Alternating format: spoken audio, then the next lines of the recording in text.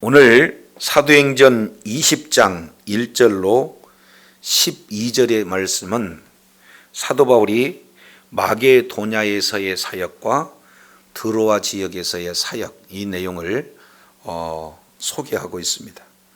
1절부터 5절까지 이 내용은 마게도냐에서의 사역이고 6절부터 12절까지 내용은 드로아에서의 사역이죠.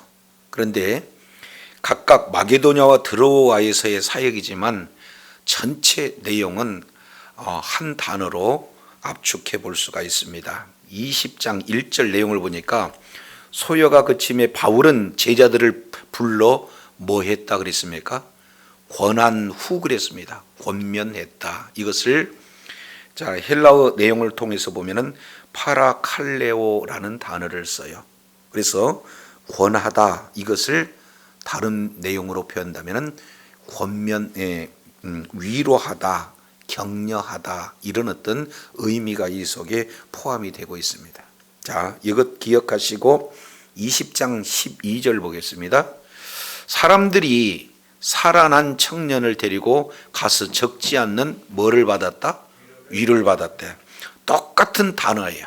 그러니까 권하다라고 하는 것도 파라칼레오, 그리고 위로라는 이 단어도 파라칼레오라는 단어를 씁니다. 따라서 이제 1절부터 12절까지는 위로하고 또 위로를 받는 그런 내용이기 때문에 이제 전체 내용은 위로에 관련된 내용이다. 그래서 어떻게 위로를 주고 동시에 어떻게 위로를 받았는가 하는 내용이 소개가 되고 있어요. 그래서 우리가 오늘 본문을 통해서 살펴보면 이제 하나님의 말씀에 순종해서 가서 있는 곳에 복음을 전해서 많은 영혼을 주님의 품으로 돌아오게 하는 것, 이것 굉장히 중요한 사역입니다. 또 이제 그런 전도와 동일하게 또 중요한 사역이 뭡니까? 이미 예수 그리스도를 믿는 믿음으로 주님 품에 돌아오는 그런 자들을 잘 격려하고 위로하고, 그래서 이제는 어떠한 환난 속에서도 어떠한 위험 속에서도 끝까지 주의 복음을 붙들고 사명을 감당할 수 있도록 양육하는 것도 매우 중요한 내용이죠. 그래서 이제 오늘은 지금까지 전도한 그런 내용에 대해서 뭔가 어려운 위경 속에 만난다 할지라도 위로함으로 동시에 위로받는 그런 은혜를 지금 나누고 있는 그 장면입니다. 저도 여러분도 많은 영혼을 주님의 품으로 이끄는 귀한 사명을 잘 감당도 해야 되겠지만, 그런 주님의 품으로 돌아온 모든 자들에게 바로 주의 사랑을 증거해서 위로하고 더욱더 믿음이 견고하게 이렇게 성장되어지고 견고하게 흔들리지 않는 믿음을 소유하는데 쓰임받는 저와 여러분이 되어야 될 줄로 믿습니다. 자, 그렇다면 20장 1절 내용을 통해서 보니까 마게도냐로 지금 가기 직전에 지금 에베소 사역을 마치고 에베소 지역에서의 그 소요가 다 그쳤어요. 이제 20장 우리가 전 시간 내용을 통해서 살펴봤더니 더메드리오가 주동자가 되어서 이제 큰 소요가 나타났다. 그래서 절체절명의 위기가 사도 바울에게 주어졌는데 하나님께서 특별한 은혜를 주셔서 자, 이제 네 부류의 사람을 통해서 위경 속에서 건져주신 장면들을 살펴봤습니다. 그래서 19장 30절 보니까 제자들이 말렸어요. 이것은 제자들이 말리는 것을 통해서 사도 바울이 이렇게 큰 곤욕을 이렇게 칠 뻔을 해서 구원받는 내용이고, 두 번째, 아시아 관원들이 연극장에 들어가지 말라고 계속 권면함으로 더 다시 한번 위기에서 헤어날 수 있는 내용입니다. 그러나 세 번째 이 내용은 유대인들이 아주 집요하게 사도 바울을 이렇게 해할 수 있는 근거, 계기를 만들고자 했는데, 그때 역시 마찬가지로 많은 무리들이 이제는 2시간 동안 아데미어 하고 외치는 그런 어떤 상황 속에서 그들의 의도가 이렇게 수포로 돌아가는 그런 내용을 통해서 사도 바울이 구원을 받았어요. 그리고 네 번째 내용을 통해서 보면은 서기장이라고 하는 바로 에베소의 큰 지도자, 이 내용이 아주 합리적인 그런 어떤 내용으로 그들을 불법 집회라고 아예 규정하면서 이제 근본적인 소요를 이렇게 막는 그 일들이 마쳤다, 그 말이에요. 이 마치고 난 다음에 사도 바울은 이제 더 이상 이제 이곳에 머물러 있지 않고 마게도냐로 지금 가고자 하는 그런 어떤 가운데 있습니다. 이 마게도냐는 빌립보, 데살로니가, 베리아 이 지역을 구체적으로 지금 말씀을 하고 있습니다. 그런데 마게도냐로 가기 이전에 사도 바울이 한 일이 있어요. 그 내용이 뭡니까? 20장 1절 내용을 보니까 바울은 제자들을 불러서 작별하고 떠나기 전에 뭐 했습니까? 권하였다라고 이렇게 말씀하고 있어요. 그래서 여기서 권하다라고 하는 이 내용은 헬라어 단어를 통해서 보면은 조금 더 주님의 의도를 우리가 알아볼 수 있는 내용이 되어집니다. 그래서 이거는 파라칼레오라는 단어예요. 그래서 파라는 뭐뭐 곁에서, 팔레오라는 단어는 부르다. 그러니까 곁에서 부른 거예요. 곁에서 이야기하고 곁에서 가르치고 곁에서 권면하는 그런 어떤 내용입니다. 그러니까 조금 더 구체적으로 이제 사도 바울은 믿음에 견고히 설 수 있도록 환난과 여러 가지 어려움 환경 속에서도 능히 견뎌낼 수 있도록 자세히 이제 권면하는 그런 어떤 내용들을 말씀하고 있습니다. 이것을 권하다 이렇게 표현하죠. 그래서 진짜 옆에 곁에 서서 가르치고 옆에 서서 뭔가 믿음을 북돋아주고 곁에 서서 뭔가 권면하고 이런 내용이 전체적으로는 제자들에게 뭐가 되느냐? 위로가 되어진다 하는 것을 볼 수가 있게 되어지는 겁니다. 그래서 지금까지 예수 그리스도가 바로 우리의 구세주다.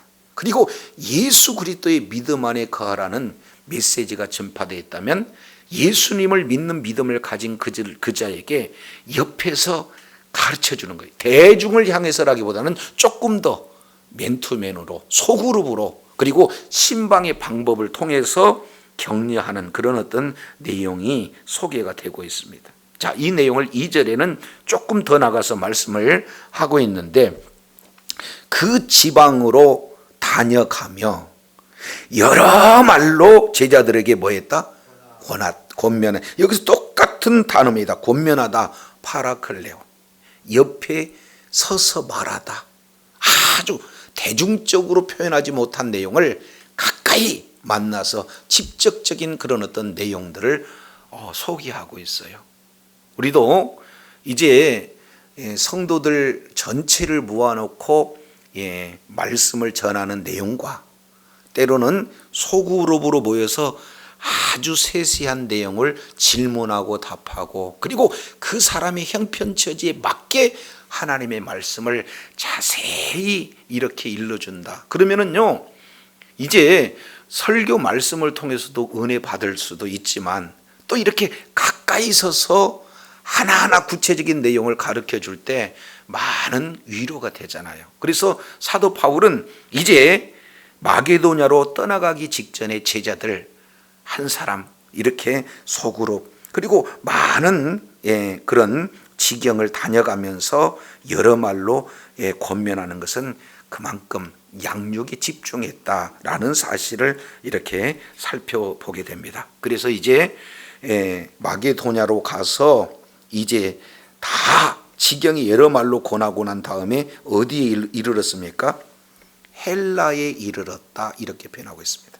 자, 여기서 헬라는 어떤 내용이냐면 아가야를 얘기하는 거고 바로 고린도를 말씀하고 있어요. 그래서 고린도에 지금 석 달간 거기서 있었다, 이렇게 말하고 있어요.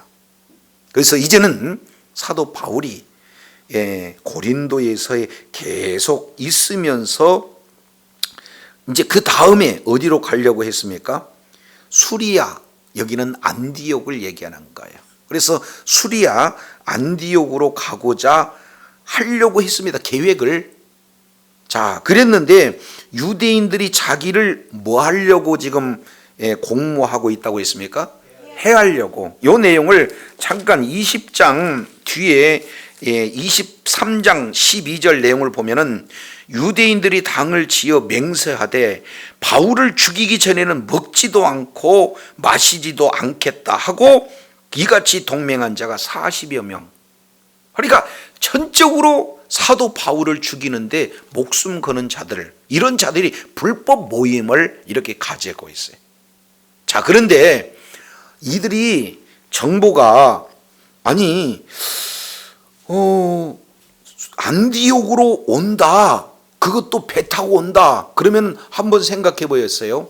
배 타고 오는데 사도 바울을 그 배에서 죽여가지고는 뭐 바다에다 던져버린다, 이거 완벽한 범죄 아니에요? 그런데 이런 놀라운 이런 상황 속에서 하나님께서 어떻게든지 이 내용을 깨닫게 하셨어요. 철저한 사탄의 그런 전략을 우리 하나님께서 드러내게 하신 거죠. 그러니 몰랐으면 죽었는데 알아서 산 이 내용은 하나님으로부터 큰 위로가 사도 바울에게 임하게 된 거죠. 따라서 사도 바울은 하나님께 위로를 받고 그 받은 그 위로를 또 누구에게요? 이 제자들에게 위로를 하는 그런 어떤 내용들을 소개하고 있어요. 그러면서 진짜 이제는 내가 여기서 함께 있을 때도 이런 어려움을 겪었는데 내가 없을 때 큰 어려운 문제가 있다 할지라도 이제 예수 그리스도 믿음 안에 굳건히 서라 하고 곁에서 말함으로 제자들을 양육하고 그들에게 큰 위로가 되는 그런 어떤 역사를 지금 자세히 이렇게 살펴 이렇게 소개하고 있는 것을 우리가 보게 됩니다. 자, 그러면은 이 내용을 조금 더 구체적으로 말씀하고 있다면은 어떤 위로를 했을까? 이 부분을 우리가 잠깐 이제 한번 살펴보도록 하겠습니다. 14장으로 한번 가볼까요? 14장. 이 내용은 사도 바울이 하나님으로부터 받은 그런 위로의 내용을 우리가 보게 됩니다. 자, 14장 19절 보니까 유대인들이 안디옥과 이고니온에서 와서 무리를 뭐 했다?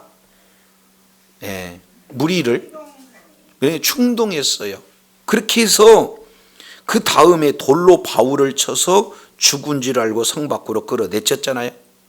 자, 그랬을 때 이제 제자들이 사도 바울 주변에 다 둘러 있을 때 사도 바울은 벌떡 일어났습니다. 그리고 성으로 들어갔습니다. 그리고 이튿날 바나바와 함께 어디로 갔습니까? 더베로 이렇게 가는 이런 어떤 부분들을 볼 수가 있어요. 방금 전까지도 돌에 맞아 죽었던 사도 바울이 하나님의 큰 은혜로 말미암아 살아나게 되고 그 살아난 사도 바울은 다시금 그런 아주 자기를 돌로 쳐서 죽였던 그 장소로 다시 돌아가는 거예요.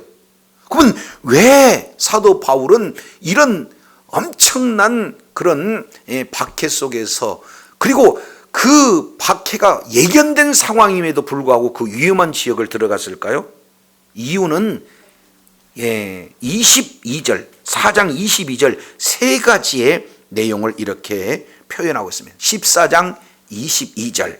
그러니까 첫 번째 내용은 제자들의 마음을 뭐하게 하겠다? 굳게 하겠다. 이것은 기초가 튼튼해서 그 기초 위에 건물을 지은 그런 어떤 내용입니다. 굳게 한다는 것은 다른 말로 믿음에 흔들림이 없도록. 지금 사도 바울이 복음을 전하는데 복음을 전하는 것 때문에 돌을 쳐서 죽였다. 이런 환난과 핍박이 사도 바울에게만 있는 게 아니라 예수 믿는 믿음을 가진 자들에게 다 있다는 거예요. 그러면 이런 환난이 온다 할지라도 믿음에서 떠나지 않고 믿음에 뭐예요? 굳건히 서라. 흔들리지 않는 믿음을 가져라. 이 말씀을 전하기 위해서 그런 고난이 있고 위험이 있는 그곳에 다시 가서 복음을 이렇게 전하는 내용을 이렇게 말하고 있습니다. 두 번째는요, 이 믿음과 어떻게 해요? 이 믿음의 그 자리에서 머물러 살아라는 거예요. 이 믿음에서 살아라. 그 믿음에 머물러서 살아라. 지금 이렇게 말씀을 하고 있는 겁니다. 자, 세 번째, 그러면 왜 이렇게 마음을 흔들리지 않고 믿음에 굳건히 뿌리를 내리고 살아야 할 내용은 왜 그러냐? 세 번째, 하나님의 나라에 들어가면 많은 환난을 겪어야 된다. 그러니까 지금 너희들이 보았지 않느냐? 내가 어떤 환난을 겪고 있는지. 그래서 예수 그리스도를 믿는 믿음을 가지고 그 복음을 증거하는 그 길 가운데는 반드시 환난이 따르게 되어지는데, 이런 많은 환난을 겪고 난 다음에 하나님의 나라에 들어가기 때문에 우리는 가고 있는 길 자체에 환난을 만날 수밖에 없으니 마음이 흔들리지 않고 믿음이 견고해서 정말로 어떠한 상황이다 할지라도 믿음을 지키는 이런 어떤 내용을 말하고자 갔다 그 말이에요. 그러면 사도 바울은 복음을 전하면서 이런 환난을 만났어요, 안 만났어요? 만난 그 자가 다시 오늘 사도행전 19장 내용을 통해서 보니까 이제 은장색 데메드리오의 주도하에 이제 사도 바울이 거의 하나님의 은혜가 아니면 죽었단 말이에요. 그런데 이런 큰 환난을 마치고 난 다음에 얼마나 많은 사람들이 마음 가운데 위축이 될 수 있을까요? 그래서 사도 바울은 떠나기 전에 그냥 위험하니까 쑥 이렇게 떠나는 것이 아니라 떠나기 전에 제자들을 이제 가까이 곁에 서서 말함으로, 파라클레오 함으로 이제 하나님 말씀에 견고하게 서서 믿음에 흔들리지 말도록 자기 자신이 직접 체험한 내용을 이제 주의 제자들에게 권면하는 내용이에요. 이것이 그들에게는 뭐가 되는 거예요? 위로가 되어지는 것을 이렇게 말씀을 하고 있습니다. 그리고 주변 지역에 다녀가면서 여러 말로 위로하고 결국에 고린도, 헬라 그 지역까지 넘어가게 돼서 거기에서 몇 달 동안 있었다? 석 달 동안 있다. 근데 여기에서 두 번째 단어, 첫 번째 단어는 권하다라는 속에 하나님의 큰 의도가 있다면, 두 번째는 3절에 어떤 내용이냐면은 있다가 석 달 동안 뭐 하다가 있다가 여기 포이에오라는 단어를 씁니다. 포이에오라는 이 단어는 행하다, 완수하다라는 그런 뜻이 들어가 있어요. 그러니까 석 달 동안 있으면서 뭔가를 해야 했고 뭔가를 완성해야 되는 그런 어떤 내용이 그 단어 속에 잘 담겨져 있죠. 그러면 무엇을 행하고 무엇을 완성했다는가? 여기에 이제는 바람 때문에 더 이상 이제 가고자 하는 어디입니까? 안디옥으로 갈 수가 없어요. 그리고 이제는 들리는 그 내용을 통해서 이제 배를 타고 갈 수가 없습니다. 그러니까 돌아가는 거예요. 이제 원래 왔던 곳 육로를 타서 이렇게 돌아가는데 그 사이에 3개월 동안 여기서 머물러 있는 그런 기간이 고린도였다. 그런데 이 고린도에서 그 유명한 무엇을 완성하냐면은 로마서를 완성해요. 자, 그러면은 사도 바울은 이제 예루살렘에 들어서 뭐 하는 겁니까? 그 다음 코스가 어디냐면은 로마예요. 그러니까 가기 전에 로마 교회 성도들 한 번도 만나본 적이 없고, 로마 교회는 잘 알겠지만 스스로 자생적인 그런 어떤 교회다 그 말이죠. 그런데 사도 바울은 세계 복음화를 하기 위해서는 반드시 세계의 중심이 되어지는 로마에 가야 되는 것이 사도 바울의 마음 가운데 큰 소망이 되어지는 거거든요. 그런데 미리 가기 이전에 3달 동안 있으면서 로마서, 그 유명한 로마서를 기록합니다. 그리고 편지를 보내므로 가기 이전에 로마 교회 성도들은 예습의 효과가 있죠. 그리고 하나님이 베풀어 주신 은혜 가운데 머물러 있는 그런 어떤 내용들이 미리 로마서를 기록하는 그런 어떤 내용이다, 것을 보게 됩니다. 자, 그러니까 사도 바울은 여러 환난 속에서 하나님 앞에 받은 위로가 있고, 동시에 받은 위로를 또 제자들에게 또 위로해 주면서 서로 위로받고 위로하는 그런 어떤 과정이 지금 하나하나 소개가 되고 있어요. 자, 그런데 여기서 놀라운 일은요, 자, 세 번째 드러나는 것은 20장 4절의 사건입니다. 20장 4절 내용을 통해서 보면은 아시아까지 함께 가는 자는 베레아 사람 브로의 아들 소바더, 데살로니가 사람 아리스다고, 세군도와 더베 사람 가이오 및 디모데와 아시아 사람 두기와 드로비모, 이렇게 있는데 총 몇 명입니까? 7명이에요. 여기는 마게도냐 교회를 대표하는 3사람, 그리고 갈라디아 지역의 교회를 대표하는 사람 이제 이렇게 2사람, 그리고 그 외에 아시아 2사람, 이렇게 해가지고는 신실한 동역자가 몇 명이 이렇게 함께 가냐? 7명이 함께 가요. 그러면 이 7명은 왜 함께 가느냐? 자, 이제 예루살렘 교회에 큰 기근이 임해서 모두 다 지금 형편이 어려워요. 예루살렘 교회에 박해가 나서 성도들은 다 뿔뿔이 흩어졌죠. 그런데 지금 더 그 상황에서 기근이 온다니까 사도 바울은 이 소식을 듣고 지금 마게도냐 지역에 있는 성도들에게 이제 구제 헌금을 이렇게 모아서 사도 바울 편으로 지금 예루살렘 교회에 전달하고 하는데 큰 비용이 지금 모금이 되었잖아요. 그래서 그 사도 바울과 함께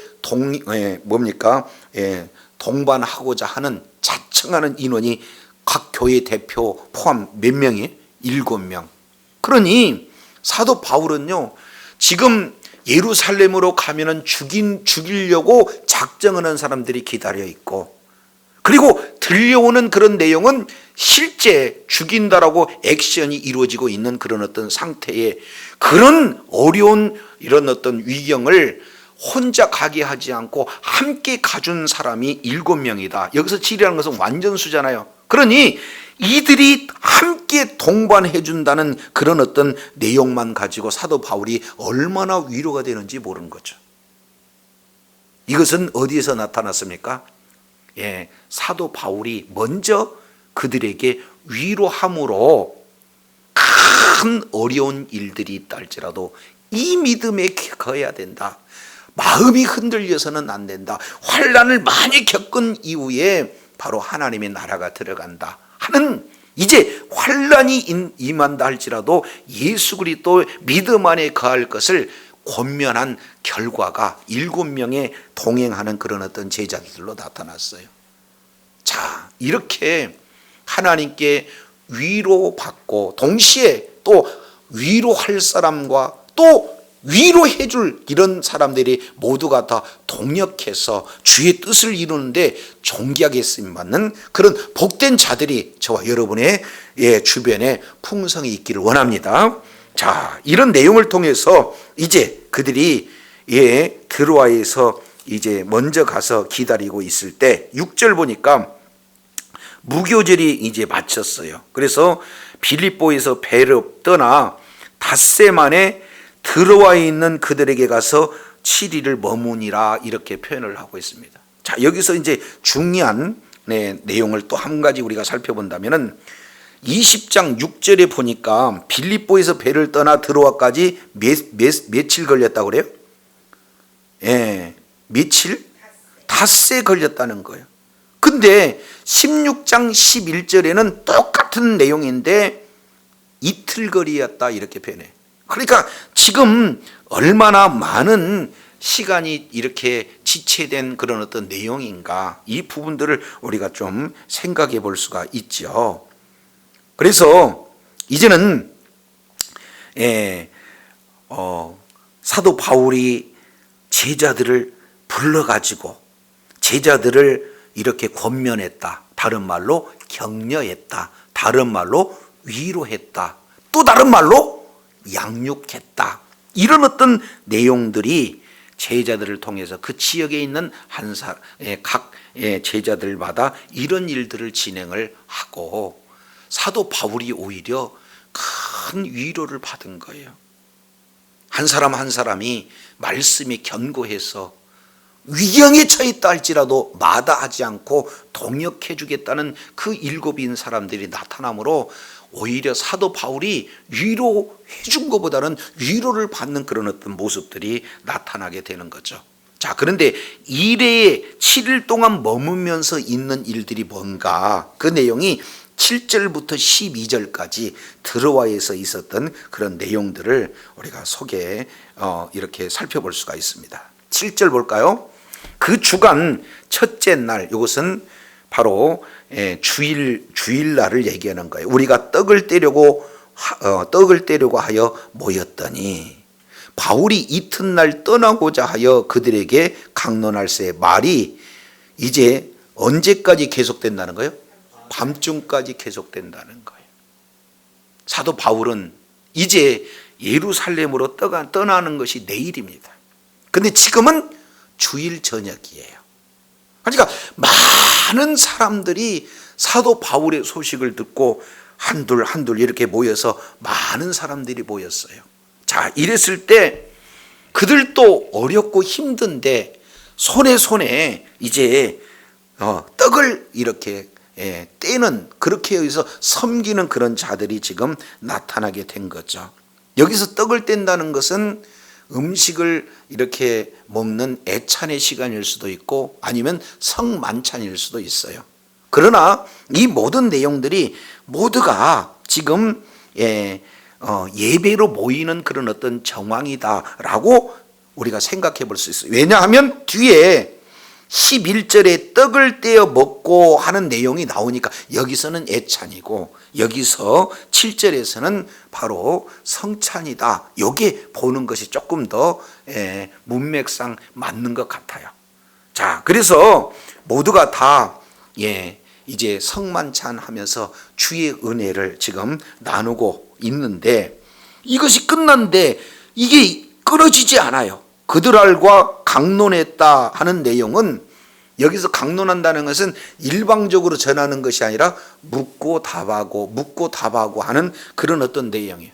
그들은 얼마나 말씀을 사모했던지 예배 이후에 돌아가지 않고 사도 바울에게 말씀을 묻고 그리고 그 말씀을 경청하고 또 묻고 이런 일들이 끊이지 않고 계속돼서 어느덧 뭐가 됐습니까? 밤중이 됐다. 이렇게 돼요. 자, 그러면은 여기서도 한번 생각해 보겠습니다. 자, 사도 바울이 그냥 떠날 수 있는데 어떻게든지 주님께 받은 그런 은혜가 커서 한 사람 한 사람 위로했으면 좋겠다 하고 가서 예배하며 하나님 앞에 영광 돌리는데 오히려 그들의 마음이 하나님의 말씀을 사모함으로 계속 묻고 답할 때 그 말씀을 아멘 아멘 하고 잘 받아 이렇게 말씀을 소유하는 그런 모습을 보면은 사도 바울이 위로를 받는 것이 맞아요? 그 사람들이 위로를 받는 것이 맞아요? 두 사람들이 다 맞아요. 말씀을 들음으로써 그들에게는 위로가 되고 동시에 그렇게 말씀을 사모하는 그런 사람들의 모습을 본 사도 바울도 마음 가운데 큰 위로가 되어지는 거죠.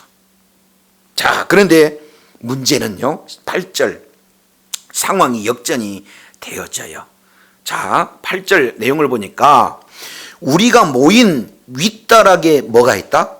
등불이 많이 켰다. 지금 이런 형광등 아닙니다. 그때는 뭡니까? 뭐 촛불이나 호롱불 뭐 이런 내용이 되지 않습니까? 그러면은 이제 많은 그런 어떤 불이 켜지니까 뭐가 올라와요? 끓음 같은 거 이런 내용이니까 공기가 굉장히 탁하다라는 것을 우리가 살펴볼 수가 있어요. 이걸 조금 더 상상력을 동원하면 오전까지 이들 대부분 모인 자들은 노예로서 섬기는 그런 자들이 대부분입니다. 그러니까 오전에 가서 열심히 일하고 지금 예배를 사모하고 말씀을 사모해서 모였는데 이제 온몸에 땀 냄새까지 진동한다 그러면은 그 공기는 이렇게 탁할 수밖에 없는 그런 상황이라는 것을 우리는 짐작해 볼 수가 있죠. 그러니까 산소도 부족하고, 그리고 예찬도 하고, 시간도 오래도 되고, 피곤하고, 여러 가지 정황 속에서 그 중에 9절 한 사람 유두고라고 하는 청년이 1차 어디에 앉았어요? 창에 걸터 앉았어요. 자, 두 번째, 깊이 뭐 하더니? 졸더니. 그러니까 말씀이 끊이질 않아요. 질문하고 답하고 질문하고 답하고 이게 계속 오는데, 말씀은 듣기를 원하는데 지금 공기 그 속에 산소도 부족하고 탁한 그런 가운데 피곤도 하고 졸음이 오기 시작한 거죠. 그런데 9절 중반절 보니까 바울이 강론하기를 더 오래 했어요. 말씀에 대한 열정이 보통이 아닙니다. 그래서 다 오래 하고 또 많이 알아들으니까 이제는 졸음을 뭐 한다? 이기지 못하고 있어요. 아예 그냥 잠으로 푹 들어간 거죠. 그래서 3층에서 떨어져 이렇게 보니 죽었습니다. 지금 누가도 함께 하고 있기 때문에, 누가는 의사잖아요. 가서 봤더니 죽은 거예요. 문제가 심각합니다. 말씀을 통해서 위로받고 위로를 주고 하는 그런 상황 속에서 유두고라는 자가 죽게 된 거죠. 그랬을 때 10절 내용이 이렇게 전개가 됩니다. 바울이 내려가서 그 위에 엎드려 그 몸을 안고 말하되, 이렇게 표현하고 있습니다. 이것은 죽은 자를 살리는 그런 기도의 모습이다. 그런 하나의 자세다. 이 내용을 우리가 알 수가 있어요. 왜냐하면 열왕기상 17장 21절 내용을 보면은 엘리야가 사르밧 과부 아들이 죽었을 때 바로 이렇게 엎드리는 그런 어떤 자세. 그리고 열왕기하 4장 34절 내용을 보면 그 제자 엘리사가 수넴 여인의 아들이 죽었을 때 기도하는 그 자세와 같은 동일한 자세입니다. 그러니까 사도 바울도 죽은 자를 위해서 이제 그 위에 엎드려서 기도하고 있는 그런 어떤 내용이죠. 그런데 하나님께서 은혜를 주시니까 생명이 그에게 있다. 떠들지 마라. 이렇게 했어요. 그래서 11절 올라가서 떡을 맺고 오랫동안 날이 새기까지 뭐 했다? 이야기했다. 여기서 이야기에서 이게 설교하는 내용입니다. 이게 이야기식 설교예요. 자, 이 설교라는 단어가 여기에 지금 잘 기록되고 있어요. 그래서 모두들 말씀에 대한 열정이 강력한 사도 바울과 그 말씀을 사모하는 그런 심령으로 충만한 모두들이 언제 죽었다 살아났느냐 이거에 관심 없이, 우리 봤으면 놀랄 법 하잖아요. 그런데 어디에 집중해요? 그럼요, 하나님의 말씀에 집중해요. 그래서 사람들이 살아난 아이를 데리고 와서 위로를 적지 않게 받았다. 스스로에게 하나님의 놀라운 그런 위로가 임하고 있는 장면이에요. 근데 여기서 오해할 수 있는 내용은요, 아이가 죽었다가 살아나는 거 그거 보고 위로를 받은 것처럼 우리가 오해해서는 안 된다 그 말이에요. 왜 그러냐면 문맥상 내용을 통해서 보면은 사도 바울이 19장 에베소에서의 그런 어떤 큰 환난을 통해서 사도 바울은 하나님의 위로가 임해서 받은 이제 위로를 제자들에게 이렇게 전해주는 그런 내용이에요. 그러면 핵심은 뭡니까? 너희들이 예수 그리스도를 믿는 믿음을 가지고 주의 사명을 감당하고자 할 때에 이처럼 환난이 임한다. 내가 14장에서도 돌에 맞아서 그 환난 가운데 있었던 그 내용처럼 에베소에서 역시 이런 환난은 계속 끊임없이 되고 있다.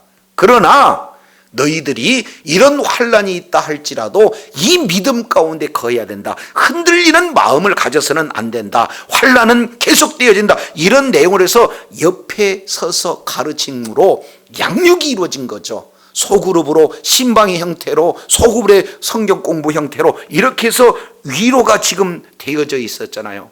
그랬더니 그 양육받은, 위로를 통해서 양육받은 그 자들 중에서 사도 바울에게 그 위험한 지경인데 불구하고 동행해 줬다는 자체가 뭐예요? 사도 바울에게는 큰 위로가 되어지는 거죠. 양육의 결과로 동행하는 그런 어떤 자들이 나타납니다. 그리고 그 말씀이 계속 이어지는데 유두거가 죽었어요.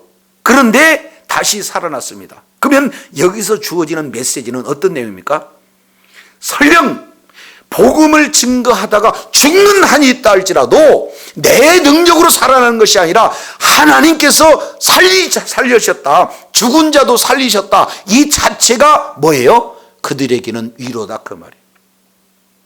유두가 한 사람이 죽었다가 살아나는 것이 위로라기보다는 우리가 이런 환난 속에서도 끝까지 말씀 이게 붙들고 내 믿음 지키다가 어려움 당할 수도 있고 복음을 증거하다가도 환난을 당할 수 있는데, 설령 그 환난이 죽음으로 온다 할지라도 유두고 받지, 죽었다가 살리는 분이 바로 주님이야. 이 주님이 너희들을 죽지만, 이렇게 죽는다 할지라도 살리실 수 있는 그런 위로의 하나님이기 때문에 너희들이 이 믿음 가운데 전해야 된다는 것을 말씀하고 있어요. 따라서 위로로 시작해서 위로로 마치고 그 가운데 있는 모든 내용은 무엇을 말씀하고 있습니까?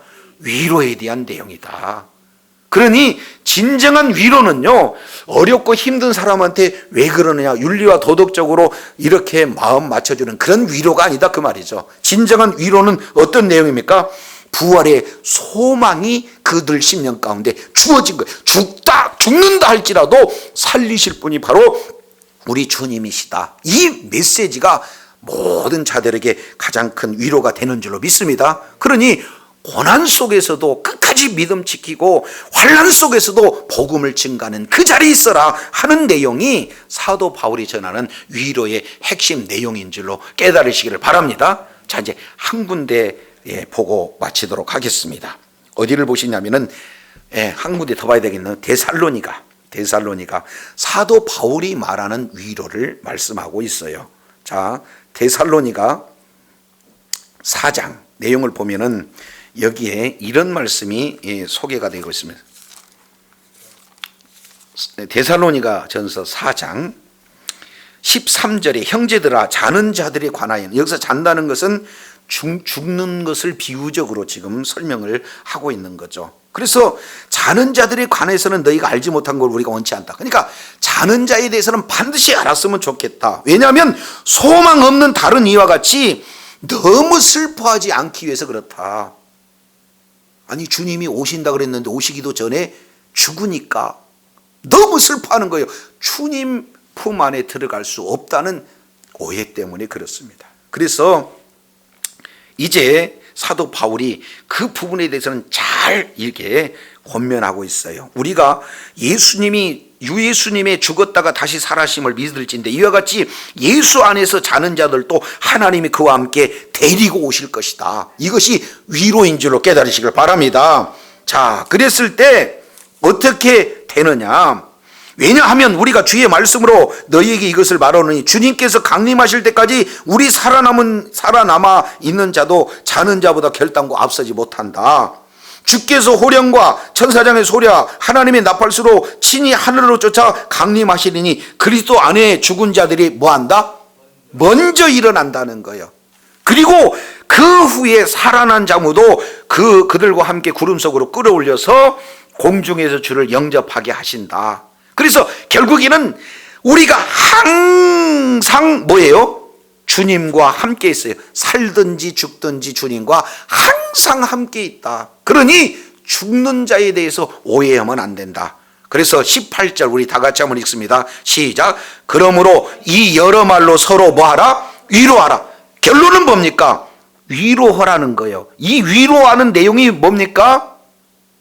죽었지만 다시 살아나는 부활의 신앙이야말로 죽은 자에게 가장 큰 위로요, 지금 죽음 앞에 놓여 있는 자들에게 가장 큰 위로의 내용이기 때문에 이 말로 서로 위로하라고 결론적으로 지금 말씀하고 있어요. 그러니 진정한 위로는 어디에서 옵니까? 부활의 신앙을 통해서 이렇게 올 수 있는 것을 보게 됩니다. 자, 이제 한 군데만 더 볼게요. 자, 고린도후서입니다. 고린도후서 내용을 통해서 보면은 3절에 찬송하리로다 하면서 하나님에 대한 세 가지 표현을 진행하고 있어요. 그는 우리 주 예수 그리스도의 하나님이다 1번, 두 번째 자비의 아버지시다 2번, 세 번째 모든 위로의 하나님이시다. 그래서 하나님을 뭐라고 표현하고 있습니까? 위로의 하나님이기 때문에 하나님을 뭐 하라는 거예요? 찬송하라는 거예요. 자, 그러면은 4절부터 지금 7절까지 이 내용 속에서 4절, 5절, 6절, 7절, 4절 속에 위로라는 단어가 똑같은 단어예요. 파라클레오라는 단어. 이 동일한 단어가 몇 번 나와요? 10번 나와. 이 10번이라는 것은 완전수예요. 찰만 가득 찬 숫자. 이 내용을 바로 10이라고 하는 거예요. 그래서 10번 위로가 나오는데 대부분 보세요. 4절 내용을 보니까 너희 우리의 모든 환난 중에서 우리를 뭐하사? 누가? 위로의 하나님이 우리를 위로하신 거예요.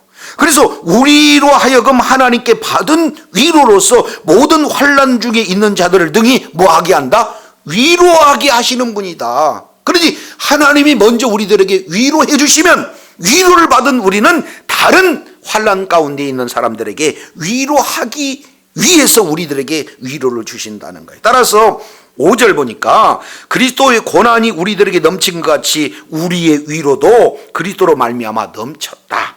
그래서 우리가 환난은 받는 것도 너희 위로로 구원을 위함이요 혹 위로받는 것도 너희 위로로 위함이니 이 위로가 너희 속의 역사에서 우리가 받는 것을 고난 받는 것 같이 고난을 너희도 넉넉히 견디느니라. 너희를 위한 우리의 소망이 경감은 너희가 고난에 참여하는 자가 된 것 같이 위로도 그러할 줄 알미라. 그러면 지금 고린도 교회에서 3개월 머물면서 로마서를 이렇게 진행하는 그런 어떤 과정이잖아요. 그러니까 사도 바울은 그 속에서 뭘 얻었다는 겁니까? 그럼요, 하나님으로부터 위로를 이렇게 받은 거예요. 그러니 떠나면서 내가 양육을 해야 되겠는데 그 양육의 핵심 내용으로 뭘 지금 전하고 있습니까? 위로를 지금 전하고 있는 그런 어떤 내용들을 보게 돼요. 근데 사실은 사도 바울이 위로를 이렇게 했는데 결국에는 사도 바울이 위로만 한 거예요? 오히려 사도 바울이 위로를 받아요? 위로를 받아요. 많은 사람들이 서로 한 사람 한 사람 어떻게든지 예배에 참여하는 모습을 통해서 위로받고 말씀을 전했을 때 말씀을 사모하는 것으로 위로받고 그리고 그 위로해줬던 그들 자들 중에서 그 환경에 놓여지는 열악한 환경 속에서 동행하겠다라고 자청하는 자가 7이 나타나는 것으로 보고 위로하는 것을 볼 수 있고 더더욱 유두거라는 자가 죽음으로써 다시 살아나는 하나님의 그 위로를 통해서 환난 속에 우리가 죽을 수도 있구나. 그러나 죽음으로 끝나는 것이 하나님께서 반드시 살려주시는구나 하는 부활의 그런 메시지를 정확하게 보여줌으로 모든 자들이 위로를 받는 거예요. 그래서 저와 여러분이 이제는 어떤 상황 속에서도 내 믿음을 이렇게 지키는 것도 그리고 동시에 주의 사명을 감당해서 복음을 믿지 않는 자들에게 증가하는 그런 상황 속에서 어려움은 나타날 수 있어요. 환란이라는 것은요 어떻게 됩니까? 양쪽에서 사방에서 아주 그냥 압축 프레스로 아주 가하는 겁니다. 원문 내용으로 보면 큰 바위가 눌리는, 그래서 빠져나갈 수 없는 그런 어떤 환경 속이죠. 그런데 그런 속에서 우리 주님께서 뭐 하신다는 거예요? 위로해 주신다. 이런 위로의 하나님을 사도 바울은 만나서 하나님 앞에 찬양하며 위로의 그 하나님을 받은 위로를 다른 사람에게 위로를 전하고자 하는 그런 사도 바울의 그런 메시지가 고린도후서 1장 3절 이하 7절까지 우리가 살펴본 대로 사도 바울은 오늘 이제 마게도냐로 가기 전에 지금 남아있는 제자들에게 위로를 하는데 결국에는 더 큰 위로를 받는 그런 어떤 놀라운 역사가 나타나요. 그래서 위로의 하나님, 그 하나님으로 말미암아 저와 여러분 날마다 하나님으로 받은 그 위로가 넘치는 역사가 있기를 원합니다. 그리고 받은 위로를 또 어떻게 해요? 믿음이 연약한 자, 이제 예수님을 믿어서 신앙생활을 하는 그런 자에게 하나님이 주신 그 우리를 전함으로 말미암아 위로를 받은 자로서 위로를 함으로 그들을 통해서 다시 더 큰 위로를 받아 주의 사명을 잘 감당할 때에 하나님의 뜻이 이루어지고 하나님 나라가 확장하는 일에 끝까지 존귀하게 쓰임받는 그런 주의 사랑하는 자녀들이 되어야 될 줄로 믿습니다. 이런 은혜가 늘 삶의 현장 속에 풍성히 있기를 예수 이름으로 축원합니다.